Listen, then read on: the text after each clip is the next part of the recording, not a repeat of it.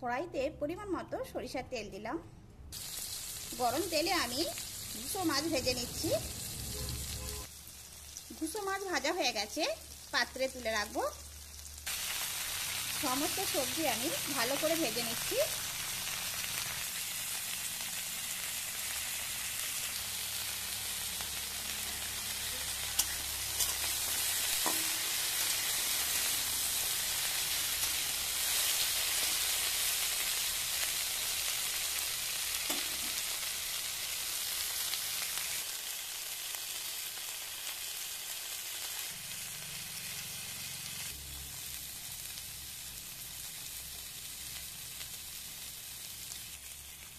সবজি আমি ভালো করে ভেজে নিলাম।